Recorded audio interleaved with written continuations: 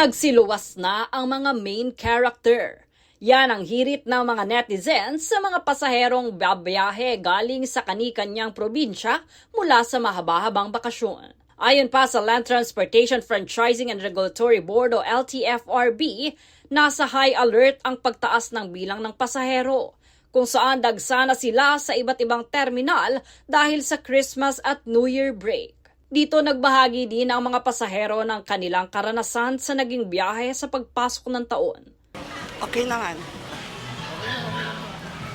Okay lang naman. Wala traffic, Wala. Bahagi pa ng ilan, bahagyang mas mabagal ang biyahe ngayon. Super stressful po kasi may motion sickness ako. So, delayed yung namin, dumating yung sa Bicol, yung bus. 5 p.m. yung reschedule, dumating mga 6:45. Galit po kasi kaming summer. Stranded po kasi hindi naman po matraffic sa lang talaga sa alin lang po, sa Pamatnog. Doon lang po nagka-stranded. Medyo tumagal nung pagdating namin sa pier. Mga alas 4 na kami nakaalis, pero dumating kami doon mga 11 p.m. Traffic sir. Ngayong January, pauwi na lang po. Sir, Tenga sa sa Abra Pier sa galing ako Mindoro. Ayon naman sa iba, punuan ang mga sakayan. Halos stranded po kami ng 10 hours. Sa ticket po, dami-dami pong tao. Marami na. Tapos umuulan, kaya mabagal po ang sasakyan. Maraming sir, mahirap sumakay. Oo, dami. Paalala naman ng LTFRB, para maiwasan ang mga aberya sa biyahe, planuhin ang mga alternatibong ruta at huwag sumabay sa rush hour upang maiwasan ang mabigat na trapiko sa biyahe.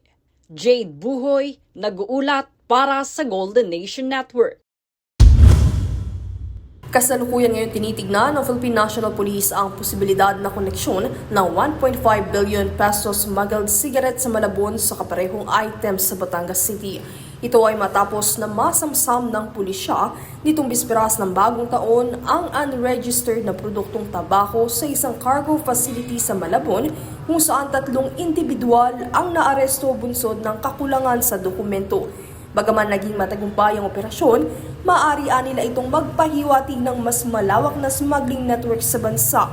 Kaya naman sa utos ni PNP Acting Chief Police Lieutenant Jose Melencio Navtatis Jr., pinalawak na ang investigasyon upang masigurado ang ugnayan ng mga insidente. Mula sa pantalan, nakatuon din ang pulisya sa less suspected areas para sa mas mahigpit na pagbabantaya. Samantala, ang issue sa smuggling ay nakakaapekto sa lehitimong negosyo na nagdudulot ng kabawasan sa kita ng gobyerno at nagbibigay daan sa iligal na gawain ng mga individual. Sa pinatibay ng interagency coordination, suportado nito ang panawagan ni DILG Secretary John Vic Remulla para sa malinaw na pananagutan.